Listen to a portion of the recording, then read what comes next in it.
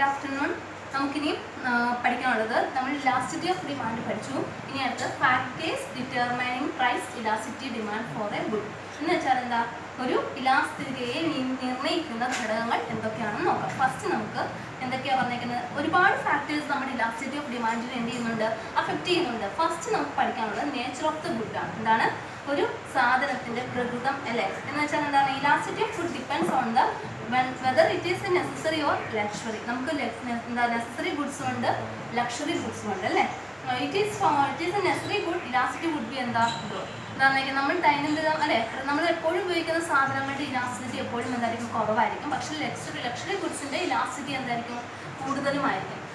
അതെന്തോ കാരണം, quantity of demand എന്തായിരിക്കും, അവിടെ കൂടുതലായിരിക്കും. അതുകൊണ്ടാണ് പറഞ്ഞേക്കുന്നത് എന്താ, ലക്ഷറി ഗുഡിന് ഹൈ ഇലാസ്റ്റിക് ഡിമാൻഡും നെസസറി ഗുഡ്സിന് എന്തായിരിക്കും, ലോ ഇലാസ്റ്റിക് ഡിമാൻഡുമായിരിക്കും. അതാണ് നേച്ചർ ഓഫ് ഗുഡ് എന്ന് പറയുന്നത്. നെക്സ്റ്റ് എക്സാമ്പിൾ പറയാനാണെങ്കിൽ നമ്മൾ റൈസും ഐഫോണും. റൈസിന്റെ പ്രൈസ് എന്താ, റൈസിന്റെ ഇലാസ്റ്റിറ്റി എന്താ, ലോയും. ഐഫോണിന്റെ ഇലാസ്റ്റിറ്റി എന്തായിരിക്കും, ഹൈയും ആയിരിക്കും. നെക്സ്റ്റ് നമുക്ക് പഠിക്കാനുള്ള അവൈലബിലിറ്റി ഓഫ് ക്ലോസ് സബ്സ്റ്റിറ്റ്യൂട്ട്സ് അല്ലേ. എന്ന് വെച്ചാൽ എന്താ, നമുക്ക് ഒരു സബ്സ്റ്റിറ്റ്യൂട്ട് ചെയ്യുന്ന ഗുഡ്സിന്റെ ലഭ്യത അല്ലേ, അല്ലെങ്കിൽ availability. Substitute good always will have A high elastic demand. എന്താണെന്ന് സബ്സ്റ്റിറ്റ്യൂട്ട് ഗുഡ്സ് എപ്പോഴും എന്തായിരിക്കും, ഹൈ ഇലാസ്റ്റിക് ഡിമാൻഡ് ആയിരിക്കും. While non substitute goods will have A inelastic demand. എന്താണെന്ന് നോൺ സബ്സ്റ്റിറ്റ്യൂട്ട് ഡിമാൻഡ് എന്തായിരിക്കും, ഗുഡ്സ് എപ്പോഴും ഇൻഇലാസ്റ്റിക് ഡിമാൻഡുമായിരിക്കും. സബ്സ്റ്റിറ്റ്യൂട്ട് ഗുഡ്സ് എന്ന് പറയുമ്പോൾ നമ്മൾ പെട്രോൾ, ഡീസൽ അതൊക്കെ എന്തായിരിക്കും, അതിന് ഇലാസ്റ്റിസിറ്റിക്ക് എന്തായിരിക്കും, ഹൈ ആയിരിക്കുമെങ്കിൽ നോൺ സബ്സ്റ്റിറ്റ്യൂട്ട് ഗുഡ്സ് ആണ് കാറ് അല്ലേ, കാറ്, ബൈക്ക്, ഓട്ടോ, ബസ്സൊക്കെ. അപ്പോൾ ഇതെന്താ പറഞ്ഞേക്കുന്നത്, ഇതിനെന്തായിരിക്കും, ഇതൊരു ഇൻഇലാസ്റ്റിക് ഡിമാൻഡും ആയിരിക്കും. അതേപോലെ തന്നെ നമുക്ക് വേണമെങ്കിൽ ടീയും കോഫിയും നമുക്ക് എക്സാമ്പിളായിട്ട് എടുക്കാം. Next proportion of income spend on the good. നമ്മൾ എന്തോരം നമ്മൾ എന്ത് ചെയ്തു, നമ്മുടെ ഇൻകം ആ ഗുഡ്സിന് നമ്മൾ എന്ത് ചെയ്തു, സ്പെൻഡ് ചെയ്യുന്നു അല്ലേ. അതായത് ഉപഭോക്താവിൻ്റെ വരുമാനവും എന്ത് ചെയ്യുന്നു, ഈ ഇലാസ്റ്റിറ്റി ഓഫ് ഡിമാൻഡിനെ എന്ത് ചെയ്യുന്നു, അഫക്റ്റ് ചെയ്യുന്ന ഘടകമാണ്. അതായത് ഉയർന്ന ഇൻകം ഉള്ളവരെ സംബന്ധിച്ചിടത്തോളം എന്താ പറഞ്ഞേക്കുന്നത്, അവരുപയോഗിക്കുന്ന മിക്ക സാധനങ്ങളുടെയും ഇലാസ്റ്റിസിറ്റി എന്തായിരിക്കും, വളരെയധികം എന്തായിരിക്കും, കുറവായിരിക്കും. എന്നാൽ ദരിദ്രരായ പുവർ പീപ്പിൾസ് ഉപയോഗിക്കുന്ന സാധനങ്ങളുടെ ഇലാസ്റ്റികത എപ്പോഴും എന്തായിരിക്കും, ഉയർന്നതുമായിരിക്കും. അതാണ് ഇൻകം ഓഫ് ഡിമാൻഡിനെ ഡിപ്പെൻഡ് ചെയ്യുന്നത്. എന്താണ് ഇപ്പോൾ നമ്മൾ ഹൈ ഇലാസ്റ്റിസിറ്റി വരുന്ന എപ്പോഴായിരിക്കും പറഞ്ഞേക്കുന്നത്, the consumers usually spend for a small portion of their income on certain goods like salt, match, etc. Elasticity of goods will be എന്താ, low. എന്താ പറഞ്ഞേക്കുന്നത്, ഇപ്പോൾ ഒരു ഉയർന്ന വരുമാനം അല്ലേ, എന്താ പറഞ്ഞേക്കുന്നത്, ഹൈ ഇൻകം കൺസ്യൂമേഴ്സിൻ്റെ എന്താ പറഞ്ഞേക്കുന്നത്, ഇൻകം എന്തായിരിക്കും, അവരുടെ ഡിമാൻഡ് എന്തായിരിക്കും, ഹൈ ആണെങ്കിൽ എന്താ പറഞ്ഞേക്കുന്നത്, ലോ ഇൻകം കൺസ്യൂമേഴ്സിൻ്റെ ഡിമാൻഡ് എപ്പോഴും എന്തായിരിക്കും, ലോ ഇലാസ്റ്റിസിറ്റിയും ആയിരിക്കും. ഇനി അടുത്ത proportion of income spend on the goods. നമ്മൾ എന്ത് ചെയ്യുന്നു, നമ്മുടെ സാധനങ്ങൾ അല്ലേ എന്തോരം എന്ത് ചെയ്തു, നമ്മുടെ വരുമാനത്തിൻ്റെ അനുപാതം അല്ലെ, സാധനത്തിന് ഉപയോഗിക്കുന്ന വരുമാനത്തിൻ്റെ അനുപാതം. അതായത് ചില സാധനങ്ങൾക്ക് വേണ്ടി ഉപഭോക്താക്കൾ എന്ത് ചെയ്യുന്നുണ്ട്, വരുമാനത്തിൻ്റെ ചെറിയ ഭാഗമേ ഉപയോഗിക്കാറുള്ളൂ. പക്ഷേ ചില സാധനങ്ങൾക്ക് വേണ്ടി നമ്മൾ എന്ത് ചെയ്തു, വലിയൊരു എമൗണ്ട് തന്നെ എന്ത് ചെയ്യാറുണ്ട്, ഉപയോഗിക്കാറുണ്ട്. ഇപ്പം എക്സാമ്പിൾ പറയാനാണെങ്കിൽ സോൾട്ടും മാച്ച് ബോക്സും ഒക്കെ എന്താണെന്നൊക്കെ കൺസ്യൂമേഴ്സ് എന്ത് ചെയ്യുന്നു, നമ്മുടെ വരുമാനത്തിന് വളരെ ഒരു തുച്ഛമായ ഒരു വില എന്ത് ചെയ്യുന്നുള്ളൂ, ഉപയോഗിക്കാറുള്ളൂ. ഇനി അടുത്തത് നെക്സ്റ്റ് നമുക്ക് പഠിക്കാനുള്ളത് എന്താ, പ്രൈസ് ഓഫ് ദ ഗുഡ് അല്ലെ, സാധനങ്ങളുടെ വില. Elasticity of demand for cheap goods will be എന്താ, ലോ. എന്താണെന്നൊക്കെ വളരെ ചീപ്പ് ഗുഡ്സ്, ഇപ്പോൾ സോൾട്ടിൻ്റെ ഇലാസ്റ്റിറ്റി ഓഫ് ഡിമാൻഡ് എന്തായിരിക്കും, ലോ ആയിരിക്കും. പക്ഷേ ഫോണിൻ്റെ ഇലാസ്റ്റിറ്റി ഓഫ് ഡിമാൻഡ് എന്തായിരിക്കും, ഹൈ ആയിരിക്കും. അതാണ് ഉദ്ദേശിക്കുന്നത്. അതായത് എക്സ്പെൻസീവിൻ്റെ അല്ലെങ്കിൽ ലക്ഷറി ഗുഡ്സിൻ്റെ ഇലാസ്റ്റിറ്റി ഓഫ് ഡിമാൻഡ് എന്തായിരിക്കും, ഹൈ ആയിരിക്കും. ഇനി ടൈം പീരീഡ് എന്ന് പറയുമ്പോൾ സമയദൈർഘ്യം അല്ലേ, നമ്മൾ എത്രത്തേക്കാണ് എന്താ, നമ്മൾ കൂടുതൽ കാലത്തേക്കാണ് ഒരു സാധനം ഉപയോഗിക്കുന്നതെങ്കിൽ അതിൻ്റെ ഇലാസ്റ്റിറ്റി ഓഫ് ഡിമാൻഡ് എന്തായിരിക്കും, ഹൈയും. കുറച്ച് നാളത്തേക്കാണ് ഉപയോഗിക്കുന്നതെങ്കിൽ അതിൻ്റെ ഇലാസ്റ്റിറ്റി ഓഫ് ഡിമാൻഡ് എന്തായിരിക്കും, ലോയും ആയിരിക്കും. The elasticity is high for a long period as compared to എന്താ, short period. This is because consumer can control consumption during long period by switching over to എന്താ, cheap substitute. എന്താ പറഞ്ഞേക്കുന്നത്, നമ്മൾ കുറച്ച് കാലത്തെ അല്ലെ കാളും എന്താ പറഞ്ഞേക്കുന്നത്, കൂടുതൽ കാലത്തേക്ക് നമ്മൾ എന്താ പറഞ്ഞേക്കുന്നത്, ഇലാസ്റ്റിറ്റി ഓഫ് ഡിമാൻഡ് എന്തായിരിക്കും, കൂടുതലാകാൻ കാരണം എന്ന് വെച്ചാൽ കൺസ്യൂമേഴ്സിന് കൂടുതൽ കാലയളവിൽ എന്താ പറഞ്ഞേക്കുന്നത്, വില കുറഞ്ഞ സാധനങ്ങളിലേക്കായിരിക്കും എന്ത് ചെയ്യുന്നത്, മാറാൻ കഴിയുന്നത്. അതുകൊണ്ട് നമുക്ക് എന്ത് ചെയ്യാൻ പറ്റും, കൺസപ്ഷൻ കൺട്രോൾ ചെയ്യാനായിട്ട് സാധിക്കും. അതാണ് ടൈം പീരീഡ് എന്ന് പറയുന്നത് ഉദ്ദേശിക്കുന്നത്. അപ്പോൾ എന്തൊക്കെയായിരുന്നു, nature of good. Nature of good എന്ന് പറയുമ്പോൾ എന്താ പറഞ്ഞേക്കുന്നത്, നെസസറി ഗുഡുമുണ്ട്, ലക്ഷറി ഗുഡുമുണ്ട്. നെസസറി ഗുഡ്സിന് എന്താ, അവശ്യ വസ്തുക്കളുമുണ്ട്, ലക്ഷറി ഗുഡ്സുണ്ട്. നെസസറി ഗുഡ്സിന് എന്തായിരിക്കും, ഇലാസ്റ്റിറ്റി ഓഫ് ഡിമാൻഡ് ലോയും. ലക്ഷറി ഗുഡ്സിന് ഇലാസ്റ്റിറ്റി ഓഫ് ഡിമാൻഡ് എന്തായിരിക്കും, ഹൈയും ആയിരിക്കും. അതിന് എക്സാമ്പിൾ ഞാൻ പറഞ്ഞു, റൈസും ഐഫോണും എക്സാമ്പിളാണ്.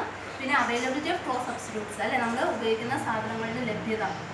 അപ്പോൾ സബ്സ്റ്റിറ്റ്യൂട്ട് ഗുഡ്സിന് ഹൈ ഇലാസ്റ്റിറ്റി ഓഫ് ഡിമാൻഡ് ആണെങ്കിൽ എന്താ നോൺ സബ്സ്റ്റിറ്റ്യൂട്ട് ഗുഡ്സിന് എന്തായിരിക്കും ഇൻഇലാസ്റ്റിക് ഡിമാൻഡ് ആയിരിക്കും. Proportion of income spend on the good, നമ്മൾ വരുമാനം അല്ലെ എന്താ ഒരു സാധനത്തിൻ്റെ ഉപയോഗിക്കുന്ന വരുമാനത്തിൻ്റെ അനുപാതം എന്ന് വെച്ചാൽ ചില സാധനങ്ങൾക്ക് നമ്മളുടെ വരുമാനത്തിൻ്റെ വളരെ കുറച്ച് പൈസ മാത്രമേ എന്ത് ചെയ്യുള്ളൂ ഉപയോഗിക്കുന്നുള്ളൂ.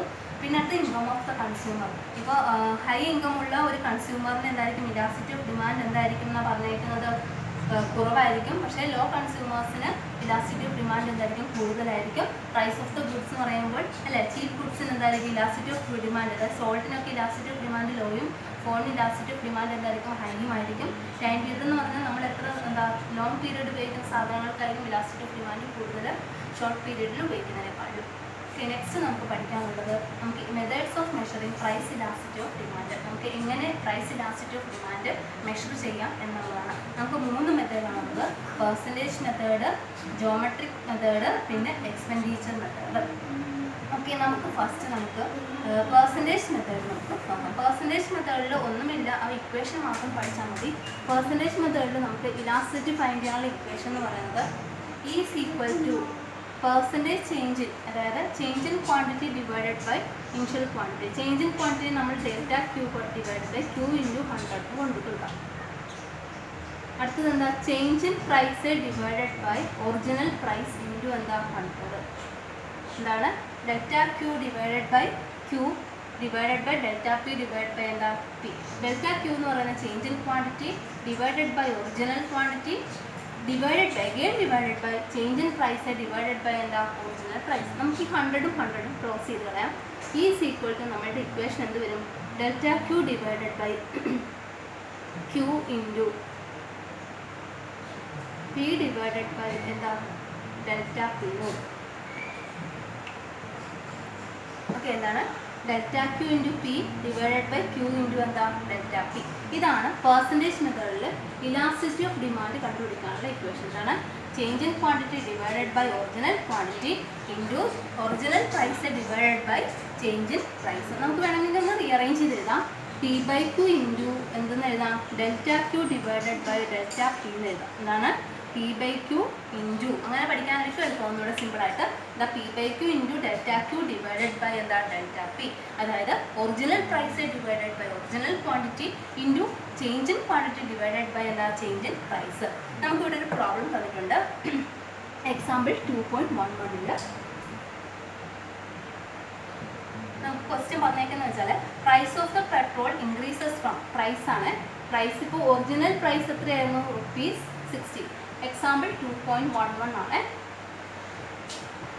ഓക്കെ, പ്രൈസ് ₹60 നിന്നും എത്രയായിട്ട് ഇൻക്രീസ് ചെയ്തു, ₹70 ആയിട്ട് ഇൻക്രീസ് ചെയ്തു. പ്രൈസിൻ്റെ കേസാണ് പറഞ്ഞിരിക്കുന്നത്. നെക്സ്റ്റ് പറഞ്ഞേക്കുന്നത് ഡിമാൻഡ് ഡിക്രീസസ് ഫ്രം, ഡിമാൻഡ് 100 ലിറ്റേഴ്സിൽ നിന്നും എത്ര ലിറ്ററായിട്ട് കുറഞ്ഞു, 80 ലിറ്റേഴ്സ് ആയിട്ട് എന്ത് ചെയ്തു, കുറഞ്ഞു എന്നാണ് പറയുന്നത്. ഇതിൻ്റെ ഇലാസ്റ്റിസിറ്റി ഫൈൻഡ് ചെയ്യാനാണ് പറഞ്ഞേക്കുന്നത്. നമ്മൾ പെർസെൻറ്റേജ് മെത്തേഡിൽ ഇലാസ്റ്റിസിറ്റി ഫൈൻഡ് ചെയ്യാനുള്ള ഇക്വേഷൻ എന്താ പറഞ്ഞത്, പി ബൈ ക്യൂ ഇൻറ്റു എന്താ ഡെൽറ്റ ക്യൂ ഡിവൈഡഡ് ബൈ എന്താ ഡെൽറ്റ പി. അപ്പോൾ നമ്മളുടെ ഒറിജിനൽ പ്രൈസ് എന്ന് പറയുന്നത് പി ഈസ് ഈക്വൽ ടു എത്ര രൂപയായിരുന്നു, 60 രൂപയായിരുന്നു. ഒറിജിനൽ ക്വാണ്ടിറ്റി എത്രയായിരുന്നു, 100 ലിറ്റർ ആയിരുന്നു അല്ലേ. അങ്ങനെയാണെങ്കിൽ ഡെൽറ്റ ക്യൂ എന്ന് പറയുന്നത് അല്ലെങ്കിൽ ഡെൽറ്റ പി എന്ന് പറയുന്നത് എന്താ, 70 മൈനസ് എന്താ 60 എത്ര വരുന്നു, 10 അല്ലേ. അത്രയും ചേഞ്ചസ് ആണ് ഉണ്ടായത്. ഇനി ഡെൽറ്റ ക്യൂ എന്ന് പറയുന്നത് എന്ത് വരും, 100 മൈനസ് എന്താ 80 എത്ര വരും, 20. മനസ്സിലായോ? അപ്പോൾ ഇലാസ്റ്റിസിറ്റി ഓഫ് ഡിമാൻഡ് എന്ന് പറയുന്നത് ഇവിടെ ശ്രദ്ധിച്ചിരിക്കുക, നല്ല മനസ്സിലാവുള്ളൂ. ഈസ് ഈക്വൽ ടു എന്ത് വരും, 60 ഡിവൈഡഡ് ബൈ 100 ഇൻറ്റു എത്ര, ഡെൽറ്റ ക്യൂ എന്ന് പറയുന്നത് 20 അല്ലേ, 20 ഡിവൈഡഡ് ബൈ എത്ര, 10. നമുക്ക് ഇതും എന്ത് ചെയ്യാം, ക്രോസ് ചെയ്യാം. 6/5 അപ്പോൾ എത്ര വരും, 1. ഓക്കെ, അപ്പോൾ ഇലാസ്റ്റിസിറ്റി ഓഫ് ഡിമാൻഡ് എന്താ, ഈസ് ഗ്രേറ്റർ ദാൻ 1 അല്ലേ. ഈസ് ഈക്വൽ ടു 1.2 എന്ന് പറയുന്നത് എന്താ, ഈസ് ഗ്രേറ്റർ ദാൻ 1 ആണ്. അത് എന്ത് ഡിമാൻഡാണ്, ഈസ് ഗ്രേറ്റർ ദാൻ 1 എന്ന് പറഞ്ഞു കഴിഞ്ഞാൽ ഇലാസ്റ്റിക് ഡിമാൻഡാണ്. എന്താണ്, ഇലാസ്റ്റിക് ഡിമാൻഡാണ്. ഹൈലി ഇലാസ്റ്റിക് ഡിമാൻഡ് നമ്മൾ പറയാം. എന്ത് ഡിമാൻഡ്, ഹൈലി ഇലാസ്റ്റിക് ഡിമാൻഡ് എന്ന് പറയുന്നതിനെ. മനസ്സിലായോ? നമ്മുടെ പ്രൈസ് 60 നിന്ന് 70 ഇൻക്രീസ് ചെയ്തു, ക്വാണ്ടിറ്റി 100 നിന്ന് 80 ആയി. ഇലാസ്റ്റിസിറ്റി ഓഫ് ഡിമാൻഡ് കണ്ടുപിടിക്കാനുള്ള equation P by Q into delta Q divide by എന്താ ഡെൽറ്റ പി ആണ്. പി എന്ന് പറയുന്നത് 60യും ക്യൂ എന്ന് പറയുന്നത് എത്രയാണ് 100. ഇനിഷ്യലുള്ള വാല്യൂ ആണ് നമ്മൾ എടുക്കേണ്ടത്. ഡെൽറ്റ പി എന്ന് പറയുന്നത് ഇത് രണ്ടും സബ്ട്രാക്ട് ചെയ്യുമ്പോൾ എന്താണ് കിട്ടുന്നത്, അതാണ് ഡെൽറ്റ പിയും ഡെൽറ്റ ക്യൂവും. ഈസ് ഈക്വൽ ടു നമ്മുടെ ഇക്വേഷനിലേക്ക് എന്ത് ചെയ്യുക, ജസ്റ്റ് സബ്സ്റ്റിറ്റ്യൂട്ട് ചെയ്ത് കൊടുക്കുക, ഫൈൻഡ് ചെയ്യുക. എന്തെങ്കിലും ഡൗട്ട് ഉണ്ടെങ്കിൽ അത് ചോദിക്കുക.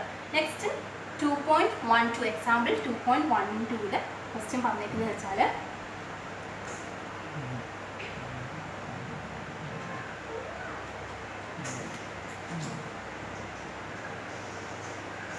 what would be the price elasticity? Price increases എത്ര 10%. അപ്പോൾ പി എത്രയാ 10% എന്ത് ചെയ്തു, ഇൻക്രീസ് ചെയ്തു. പിന്നെന്താ പറഞ്ഞേക്കുന്നത്, ഡിമാൻഡ് ഡിക്രീസസ് ബൈ എന്താ 8%. ഡിമാൻഡ് ഡിക്രീസ് ചെയ്ത് എത്രയാ 8%. നമുക്ക് വേറൊരു ഇക്വേഷൻ കൂടെ ഉണ്ട് ഇലാസ്റ്റിറ്റി ഓഫ് ഡിമാൻഡ് കണ്ടുപിടിക്കാനുള്ളത്. അതായത് പെർസെൻറ്റേജ് ചേഞ്ച് ഇൻ പ്രൈസ്. നമ്മൾ ഓൾറെഡി ഞാൻ പഠിച്ചതാണ്. പെർസെൻറ്റേജ് ചേഞ്ച് ഇൻ എന്തോ quantity of demand divided by എന്താ പെർസെൻറ്റേജ് ചേഞ്ച് ഇൻ പ്രൈസ്. ഈ ഒരു ഇക്വേഷനോട് ഉണ്ട് കേട്ടോ. ഏതാണ് പെർസെൻറ്റേജ് പ്രൈസ്, നമ്മൾ പെർസെൻറ്റേജ് ചേഞ്ച് ആണ് തന്നെങ്കിൽ ഇലാസ്റ്റിറ്റി ഓഫ് ഡിമാൻഡ് കണ്ടുപിടിക്കാനുള്ള ഇക്വേഷൻ എന്താ, പെർസെൻറ്റേജ് ചേഞ്ച് ഇൻ ഡിമാൻഡ് അല്ല quantity of demand divided by percentage change in എന്താ പ്രൈസ്.